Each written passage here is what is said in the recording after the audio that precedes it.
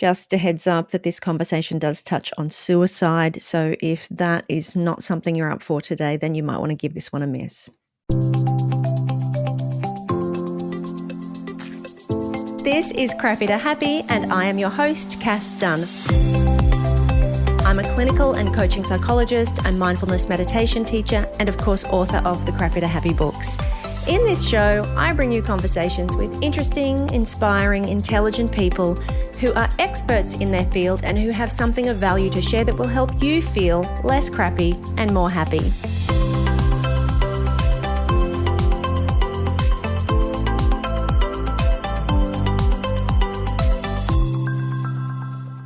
Imogen Carn lost her mother in the most tragic circumstances in February of 2020. Following her mum's death, Imogen met up with another young woman called Sally Douglas, who was grieving her own mum's death, and they became fast friends. Shortly after they met, these two young women, in the thick of their own grief, struggling to make sense of their respective losses and the isolation that they felt, and at the height of COVID lockdowns, decided to team up to start a podcast offering support to others who had lost someone they loved. Now, 5 years later, the Good Mourning podcast has had over 1 million downloads.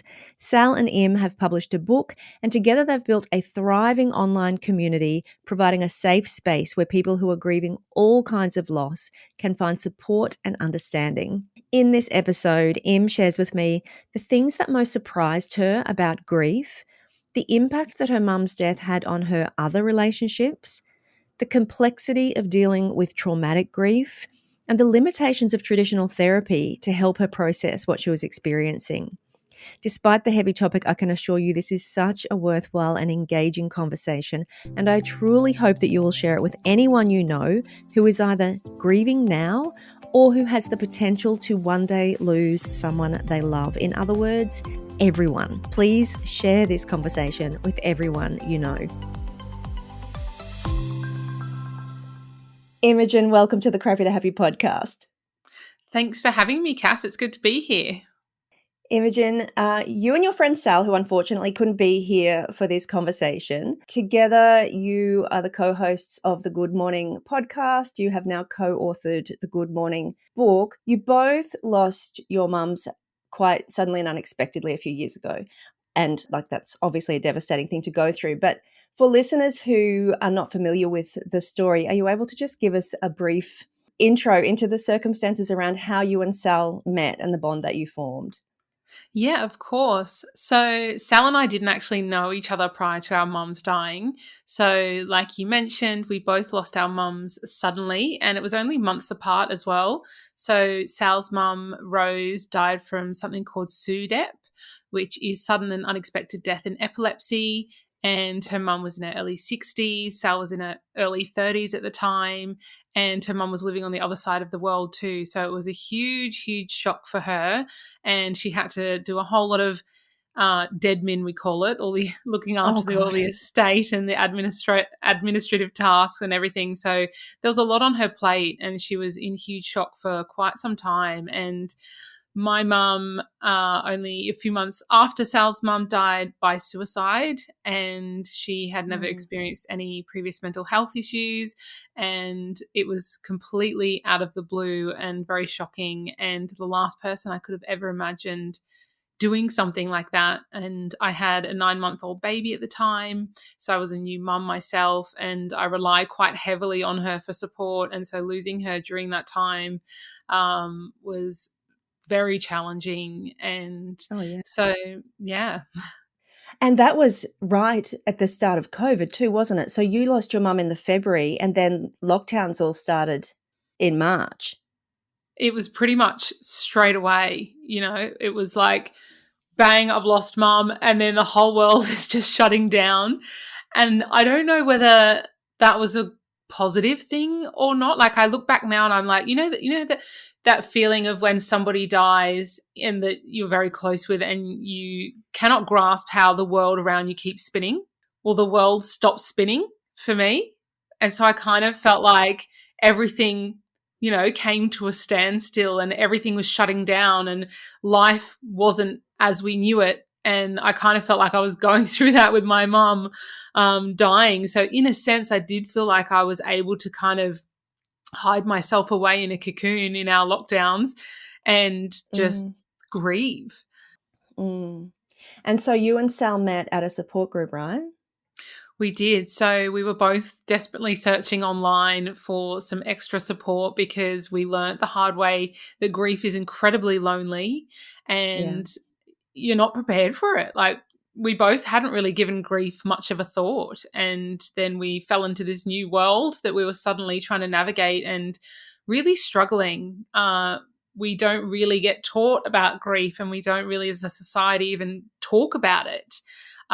So we had no idea, what was happening to us. And so, yeah, we were searching online for support, and we both found a Facebook group, which was through Motherless Daughters Australia. So they had a peer support Facebook group online. And so we'd both become members of that. And then one of the members of the group had arranged a meetup in Sydney. And it was obviously peak COVID. So there was a restriction on how many people could go. So there were only 10 women that were able to attend this event. And Sal and I were two of those women. And there were many times prior to that I was going to back out and not go. I just felt like I've got family and friends around me, that are supportive. Like, I don't need this. Like, it's really out of my comfort zone attending a support group. And but I felt a real pull to go, and Sal felt the same. And without sounding too woo woo, we both really believed that our mums were drawing us together Wow. to help each other through it. Yeah. Yeah, I was going to ask you what kind of led you to a support group in as much as like what did you feel was missing from the support you were getting from the people in your life? I think with grief, it's hard when you're all grieving the same person. Ah, Everyone yes. reacts to grief so differently and is grieving in their own unique way. And so I found it, difficult at times to lean on family members who were also grieving or friends who were also grieving my mum. So, yeah, I feel like that did make it that little bit extra kind of isolating and lonely, when I just felt like I didn't want to burden them with my grief because they're grieving as well. And there's different grieving styles too, which I'm sure you're aware of, Cass. But I'm very much like an intuitive griever, so I'm very emotional, and I wanted to talk about my loss all the time, whereas some of my family members didn't grieve that way and didn't really want to talk about the loss all the time. And so, yeah, I was broadening my support network by hopefully connecting with someone else who understood what I was going through but was outside of my, usual Yeah. support circle. And that's what led me to, seek some extra support. And from that point, I mean, obviously you and Sal really bonded through that shared experience. What led you? I'm curious to know then what led you to creating the podcast? It was almost like it was just happening to us. We were sitting at DY Beach one day just talking about like how lonely grief is and all the physical symptoms and the brain fog and the anxiety and the exhaustion and all those things that we don't get taught about. And we're saying to each other, like, if we felt lonely and we had support, imagine how many other people out there that are feeling the same. And Mm, we had a little conversation about, well, what could we do to maybe help change that? We both felt like we had a fire in our bellies to help other people. And we just decided, let's do a podcast. We love talking, and we'd meet up and talk for hours about grief. So it just felt like a no-brainer. And so we launched the podcast not long after we met. So we met, I'd say, in maybe, so it was about 6 months after my night. So February, March, April, May, June, July. So about July we met, and September of 2020 we had launched wow. Good Mourning. So it was You just jumped like straight in. all guns blazing. Yeah. Do you feel like that was a really important part of your own healing process too, doing that together and kind of channeling that pain into something with purpose? Absolutely. I share my story in detail on our podcast, but it took a long time for me to be able to even talk about my story. But for me personally, like starting Good Morning, I would say it saved my life.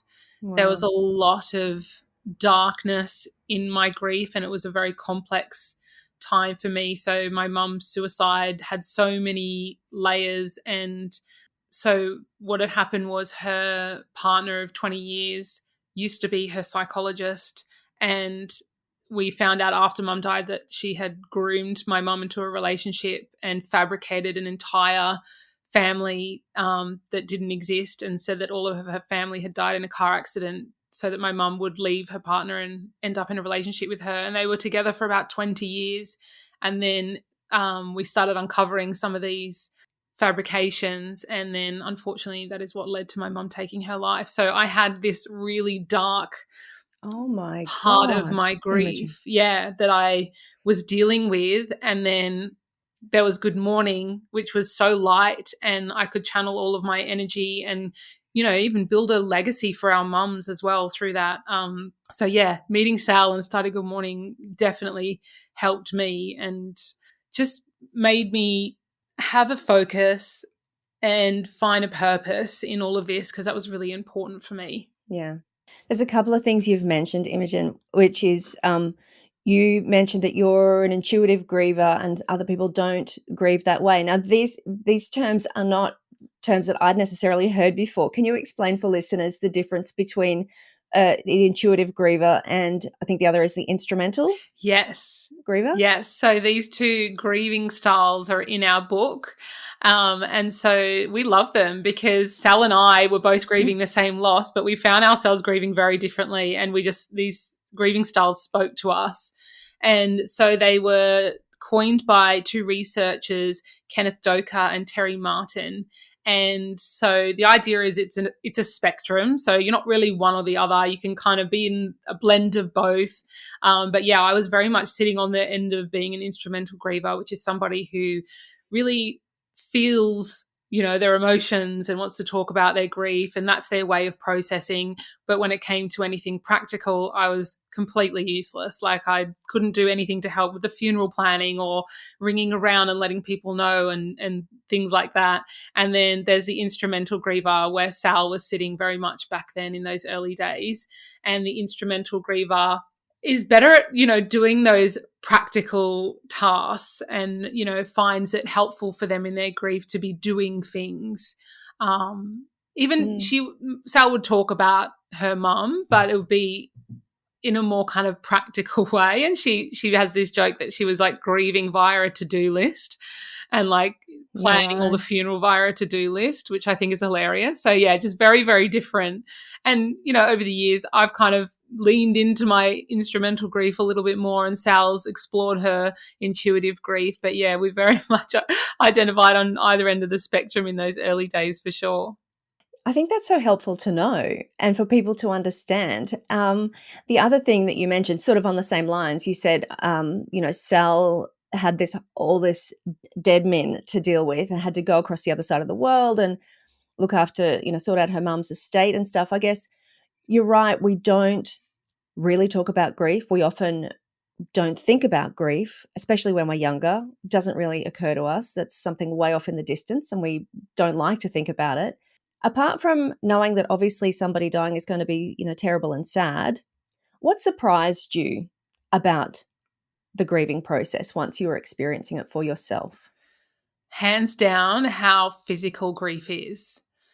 Right. That was the most shocking part. Like the exhaustion was like full body, can't get out of bed. No matter how much sleep you have, you're still exhausted. And Mm. that's really challenging. And I think for people that are having to go back to work, a few days after their loss, when they're trying to still process and wrap their head around it, and also dealing with all the physical symptoms of grief, which nobody warns you about, is really, really hard. And Yeah. yeah, so doing the podcast and writing the book, like we've learnt so much about all the different ways that grief can impact you. But yeah, we kept hearing time and time again within our community as well, like everyone was struggling with what's called grief brain. And Mm. so we wanted to kind of find out what was happening to our brain, like on a neurological level. Like, why are we feeling this way? I remember not being able to like string a sentence together. I'd forget like basic tasks. Like my brain had turned to mush. And we interviewed a world-renowned neurologist called Dr. Lisa Schulman, and she was incredible. So she explained to us, so her husband died from cancer, and disorientation became a big issue for her after her loss. And so her research shows that when you experience a significant loss, it's like an emotional injury to your brain, and your brain can actually rewire itself. So we're going through all of these physical changes on top of trying to deal with our loss and process that, and the exhaustion and all the admin tasks and everything. So there's a lot of physical changes happening. And then there's, just the emotional stress of grief as well. Like stress can have a huge impact on the body and your nervous system. I had no idea about our nervous systems prior to, my mum dying. And now Right. I'm fascinated by the nervous system and how we can store trauma in the cells and the fascia of our body. It's fascinating. It is fascinating. I just had an interview on the show a couple of weeks ago on that exact topic. Um, so because it is so interesting, and I think everybody's really wising up to the role of the nervous system. It's so important. And you had a 9-month-old baby at the time your mum died. So that's just another added complication, isn't it? Like there's no rest for a new mum. No rest. She's 5.5 now.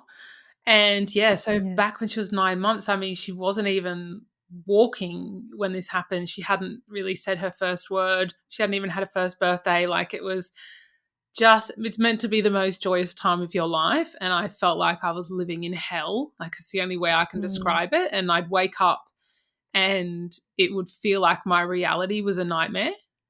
And this is the mm, best way I can describe it. Like, when you have a bad dream and you wake up and you get that relief, you're like, oh, it was just a bad dream. But I was waking up and my life was the bad dream. And in some ways, having her made my grief harder because I couldn't just collapse on the floor and do nothing yeah. all day. But on that same note, she also got me out of bed and I had to survive. Like, I, I don't actually know if I would have got through it without her. To be Mm, completely honest, like I think for a lot of suicide loss survivors, experiencing suicidal ideation is very common, and that's something that I did yeah. experience. And I had lost all hope for the future. I couldn't see any way out of the darkness that I was in, but I knew I had to keep going for her. And we interviewed, I'm not sure if you're familiar with her, but Dr. Edith Eger. She's one of the few remaining Holocaust survivors. Yeah. You know her? Yeah, she's incredible. And so we interviewed her for our podcast. And because I remember coming across one of her episodes with Dr. Rangan Chatterjee and listening to it and being so inspired and thinking, wow, if this woman can go through what she's gone through, I can too. And that really helped me pull myself out of it and, find a little bit of perspective as well. But something that she shared, a bit of wisdom that I really held on to, was in those early days after a really traumatic experience, you're not living for yourself. You have to find someone or something outside of yourself to live for. And I felt like I really did that with my daughter and with Good Mourning, just getting up each day for her, not for myself. And then Yeah. eventually, the light does start to come back in, even when you can't see any way that it's going to.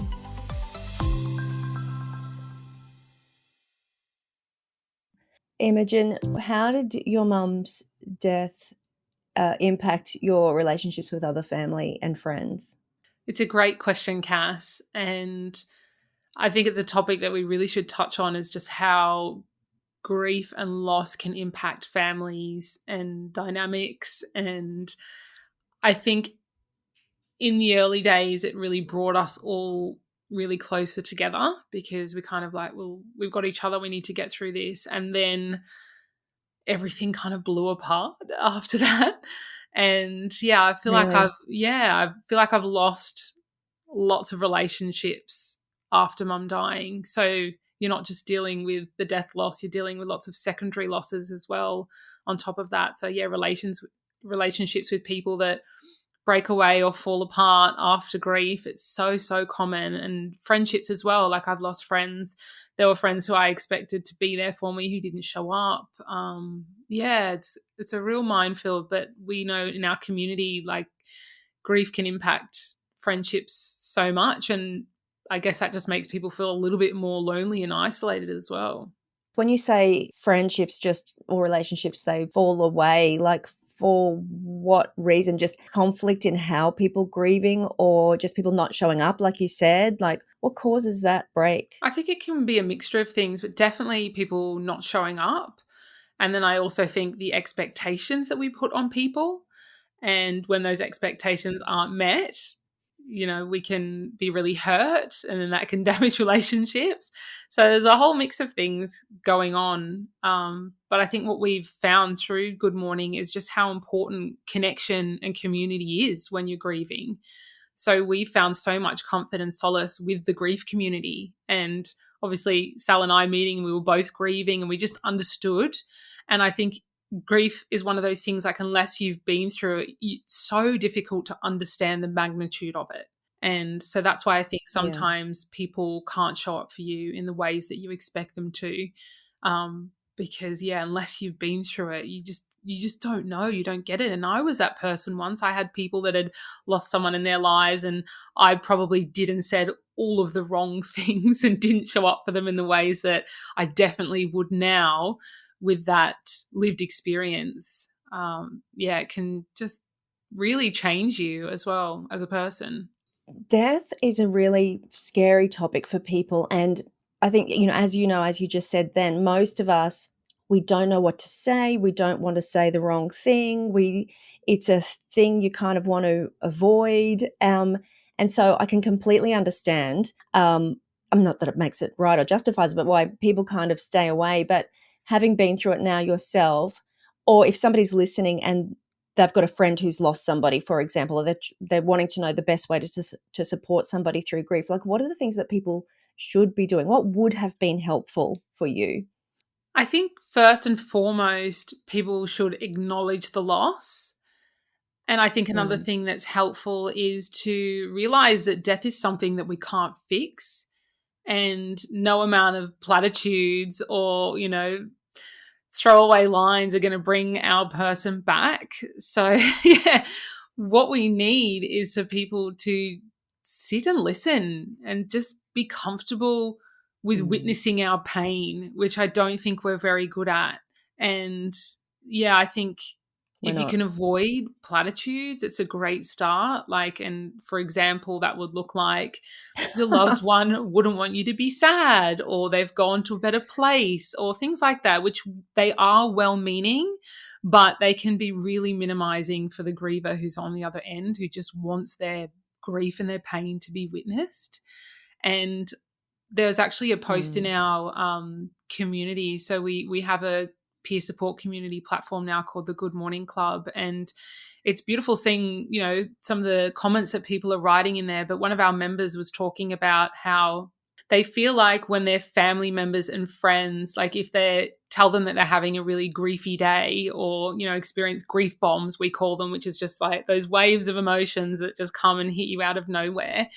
And they were saying that when they share that, or if their friends and family are witnessing that, they find that they say to them, have you got a counseling session booked? Or, what are you doing to look after yourself right now? Whereas they just want someone to go, this is so shit. I'm so sorry. I'm here with you. Like, let it all out. It's normal to Yeah. feel your emotions, no matter what it looks like, no matter how messy it is.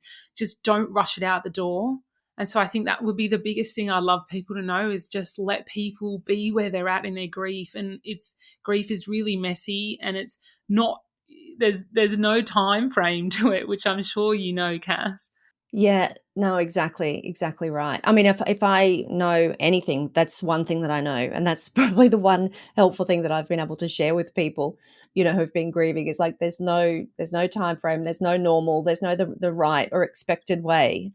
I was going to ask you, from all of the people who you've had your own experience, obviously, and then you've mentioned your community and all of the shared experiences. You've talked to a lot of people in your community and on your own podcast. What are the most common things that come up for people? Like, what's the most common things that people experience? People not feeling understood is a massive one that we hear. And I think just that loneliness and isolation, and the reason why people are feeling that way is because they feel like unless people have been through it, they just don't understand.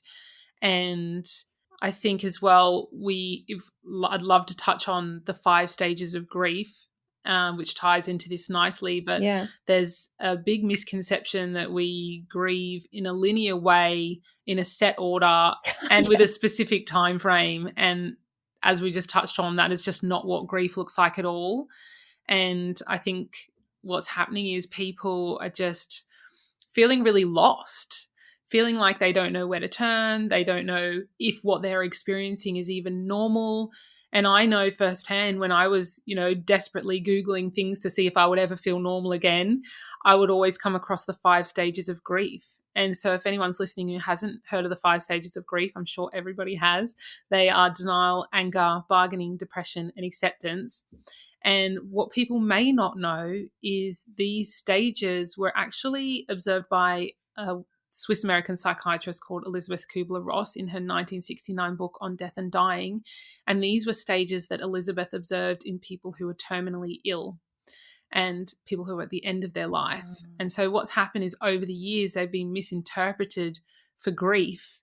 And so we're all, searching for support and coming across these 5 stages going, great, I've done denial, I'm in anger, next, and then eventually I'm going to hit acceptance and then I'll be over it.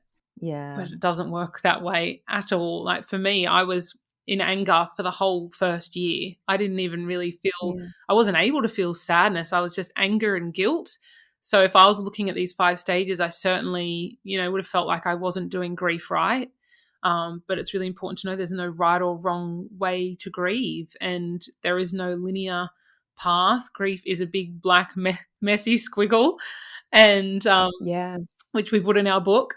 But yeah, I feel like learning that was so helpful for us and also for our community, and just knowing that there's no one size fits all when it comes to grief. And we also had David Kessler, who was protege to Elizabeth Kubler-Ross. He came on our podcast and he had some brilliant advice, but we ran this past him and we're like, David, what's up with the 5 stages? And he confirmed for us that Elizabeth never intended for those stages to be prescriptive. And I also asked him, what does acceptance even mean? If we're meant to hit this point of acceptance, what does that look like for us? Because years on, we're still grieving. So some people haven't really accepted the loss. And he said, there's not one big final moment of acceptance. And acceptance looks more like little moments of acceptance throughout the rest of your life. And, he said, people ask him, how am I going to grieve for? And he says to ask yourself, well, how long am I going to be alive? Because you're going to grieve for the rest of your life. And I just felt a huge amount of relief hearing that, just knowing that I didn't have to hit that big moment of acceptance and then get over my loss, because it just felt impossible for me. But that was really helpful for us to learn. David Kessler, I'm familiar with him as well. And I think two things. He obviously, having been worked with Elizabeth Kubler-Ross, he then lost his own son, which was just some weird, tragic irony. But didn't he also add a 6th stage? Did he add transcendence or something similar to the Yeah. 5 stages? Finding meaning. Meaning, right. Yeah, was his 6th stage. So he wrote a book about that as well, which is great. Grief is, like you just mentioned, it's complicated.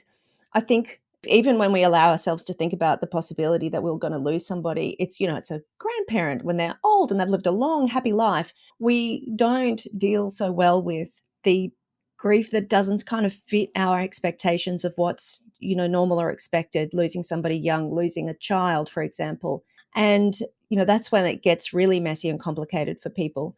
But also when grief is traumatic, like when it's a violent death, or for example for you, like losing somebody to suicide, like that's a whole other level of hell, I think. What would you share with people in terms of like how to unravel trauma and grief? It is its own kind of special hell, suicide loss. But yeah, for anyone who's Mm, experiencing mm, traumatic loss, I mean, we touched on a little bit earlier, but about it's important to know that what you're experiencing is trauma on top of your grief. So it's traumatic mm. grief, and it's very complex and very multi layered and can take a long, long time to process, much longer than normal grief, say an expected death of a grandparent or an elderly parent. Mm. So it can be so sudden and shocking for your nervous system and take a long, long time. So I'll just touch on my personal experience, and that Yeah. might be helpful for people to Yeah. pull something from that. But I did a lot of talk therapy in the first year, especially, which was crucial. I needed to kind of process and talk and wrap my head around what had happened and find some strategies to help me cope.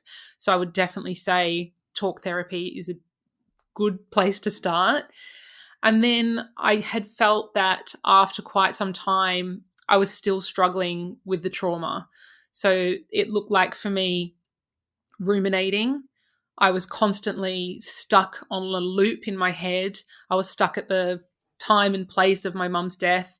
I was riddled with guilt and anxiety, trying to process what had happened. I blamed myself, even though logically I know, I couldn't have stopped it and it wasn't my fault. But it's a very common experience to feel when you've experienced a traumatic or suicide loss, is to experience guilt. And I started learning about the mind body connection, which again, I think is something that saved me in my grief, and learning about the nervous systems, like we talked about. So I now know what was happening to me is my body was stuck in what's called sympathetic overdrive. So we've got the sympathetic nervous system, which is fight or flight, and the parasympathetic nervous system, which is when our body's in rest and digest mode. So I was stuck in that fight or flight mode for a very long time. And so those symptoms of my trauma, they weren't getting better because I was just stuck in that state and I didn't have the tools or the knowledge to know what was even happening to me. So I could have talked for the rest of my life, but that wasn't going to help the trauma that was No. in my body. And so I started off learning about breath work, and I did a 5-week intensive breath work course with an incredible energy healer called Rebecca Jacks. She's come on our podcast and shared her stories as she lost her brother to suicide and then went into the world of energy healing. And so, yeah, she was kind of starting out when we connected, and I did this 5-week intensive breathwork session. And within that 5 weeks, I started to notice a real shift. Like the ruminating started to slow down. I was sleeping better. I was getting clarity on things. I wasn't feeling as panicky as well. Like, especially with a young child, I felt like I was such a helicopter mom. I would like gasp if my daughter fell over or just any little thing. I was just so triggered into that fight or flight state. And I felt really unsafe in my body. And as I started doing this somatic work, I just felt like I was stripping away, you know, those parts of me that I'd been holding on to. And something else that was really interesting is I was diagnosed with generalized anxiety disorder when I was 17 years old. And so I'd carried that all the way through into my 30s, just thinking that was part of my identity now, just being a really anxious person. And as I started doing this somatic work, I started healing and resolving some of those traumas from my childhood that had, resulted in me being diagnosed with this disorder. Wow. And so there came a point where I actually stood back and went, I feel safer in my body than I have since I was 17 years old. And after going Wow. through so much trauma with losing my mum in this most catastrophic way, I was like, this work is just incredible. Like it's truly healing and changed my life. And so many amazing things have happened as well since I've done that work. We went on to write a book with, building out our community further, and just even personally as well. Like I've grown so much as a person after my mum died, and I wish she could meet this version of me, but I do feel Yeah. like she knows, she's watching over somewhere. But Yeah, I definitely feel like I've experienced post-traumatic growth. That is fantastic. And, I talk a lot about the nervous system and I've talked about breath work. I'm not like a trained breath work kind of facilitator, but I find that so fascinating that that was so powerfully effective for you as part of your healing process. It's amazing. Yeah, it was incredible, and I urge anyone who, can relate to that version of me that was ruminating and feeling anxious all the time to Yeah. explore it. There's even just YouTubes that you could start looking at Wim Hof, like a 10-minute breathwork session. You can start, small and just give it a go, but it's just changed my life, and I think everybody should be breathing. Oh, for sure, Yeah. for sure. I actually had Samantha Skelly on the podcast and she runs Pause Breathwork. So she does breathwork facilitator training, but she also has this app, this breathwork app. And so I often refer people to go and have a look at that. But she's only one of, there's plenty out there for people to go and find. But that's really great testimony for the power of just breathing, The power of the breath. just learning Yeah, the and that, power of the breath. we don't just grieve with our minds. I think there's a big misconception that No. grief is just an emotional experience, but it's not. It's very physical. It's emotional, it's Yeah. physical, it's spiritual, it's social. It can impact us in so many ways. Yeah, absolutely. Imogen, this might be, I don't know if there's any morbid questions or not morbid questions, but having been through, you and Sal both having been through what you went through, losing your mums, have you put in place anything in your own life to make the process easier for the ones that you leave behind? Do you more think about not just your own mortality, but the aftermath of you passing away, for example? Like, have you put you know what I'm saying? I know what you're saying, and I know how to answer this. Practically, absolutely not. I don't even have a will, which I really need to sort out, losing my mum suddenly. I'll get onto that after this conversation. Oh, yeah. But emotionally, absolutely. Like, I live differently now. And that's something that my mum's death has taught me, is that everything is finite. And so I really live in the moment, and I really try and be as present as I can every second that I can with the people that I love, because you just don't know, when we're going to die. And take a lot of photos, take a lot of videos. I feel like I'm always annoying people with the camera in their face now, but yeah, I wish I had more videos of my mum. But yeah, I Mm, do. I do live more in the moment, and I do try to not sweat the small stuff as much, because it doesn't matter at the end of the day. We're not going to take all those yeah. things with us. Yeah, so true. And there were 2 aspects to that question. One was the emotional living differently, but I was particularly thinking of, like, Sal and all of that admin stuff that she had to do and thinking, "Oh, I wonder if you'd be more likely to make sure things are all in order, affairs in order, just in case," but no. Absolutely not. Sal, probably yes, because she's the instrumental She's the griever. instrumental. But me, absolutely not. I mean, I'll probably have like letters for everybody I love, but like haven't sorted out the dead min. Sorry in advance to anyone I love. But hopefully that day doesn't come for a very long time. Yeah. I one thing that really struck me when I was doing my clinical psychology training, which really struck me that we tend to pathologize people's emotions far too much. Like everything needs to be a diagnosis. Something that really turns me off Mm. psychology. I think for many years that was its focus in how to label and categorize and pathologize emotions. And I think that, yeah, I just wanted to make that point. I think going through the grieving process, like the point that you have made very well, is that everything's normal. Like human emotions, everything that you feel, it's like I worry that people going through a grieving process, they're almost pathologizing themselves. Would Mm. that be fair to say? Wondering Absolutely. what's wrong with me? Everybody's wondering what's wrong with them and feeling like they're going crazy even, or that what their experience isn't normal, and comparing themselves to other grievers. Like, there's a lot of comparisons going on. I remember walking into my GP's office immediately after mum died, just desperate for anything. I just didn't know where to turn, and just thought maybe, I'd go on a mental health plan, go and see a psychologist. And the first thing that she wanted to do was prescribe me with antidepressants. And I look back now and I'm like, that's the last thing I needed. I didn't need a Mm, band-aid fix on that. Like, grief is a natural, normal response to loss. It's not something yeah. to pathologize. Like, they're quick to. So I love that you brought that up. And also at the 6-month mark, after my mum had died very traumatically, I was diagnosed with complex grief disorder, that new disorder that went in the DSM-5 that's caused a lot of controversy. So, yeah, I got diagnosed with that disorder. And I look back now, I'm like, I didn't have a disorder. It was a very normal reaction to be still ruminating 6 months after my mum died by suicide and not having the access to the resources and support that I needed. So, yeah, I'm very passionate about this, that we do need to stop pathologizing grief and look at, in our book, we put a whole chapter of all the different emotions that you could feel, and then a whole chapter on all the physical symptoms that you could experience. But it's just different for everybody, and some people may not have a hugely emotional experience, and then they're wondering, what's wrong with me? Why aren't I on the floor crying when I feel like I should be and I'm not? And we're all judging ourselves so harshly, and I just really want people who are listening to this, who are grieving, to just let go of any expectations of how you think your grief should look, and please don't compare it to others, because it's so individual.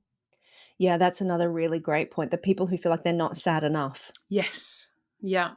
We're all judging ourselves. Yeah. Imogen, I think that the work that you're doing is amazing. When I ever put out a call and say, what are the topics that I should cover or haven't covered, the topic of grief comes up all the time. I admit I actually reached out to David Kessler at one point, I think, and never got a response back.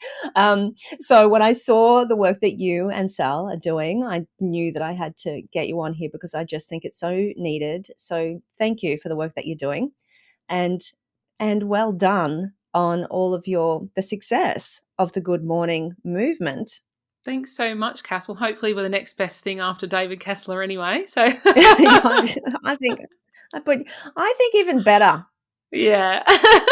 He is brilliant. But yeah, it's been an honor to chat with you and just share. I'm very passionate about the subject, as you can probably tell, but the more conversations about grief, the better. And I love that you had lots of requests for the topic, because I feel like, not everyone wants to talk about it. Not everybody wants to talk about it, but then the people who do can't find anybody to talk about it, right? And it's like, where do they go? And it's all different types of grief that I hear about. It's like, it's exactly what you've talked about today, like these various kinds of death and dying and bereavement. And then we haven't even talked about anticipatory grief and ambiguous, like it's this whole spectrum, and there's all these different circumstances that people find themselves in, and there just isn't enough available. So thank you. Oh, thank you for having me on. But yeah, grief is, there's so many different types of grief too. That could be a whole nother episode.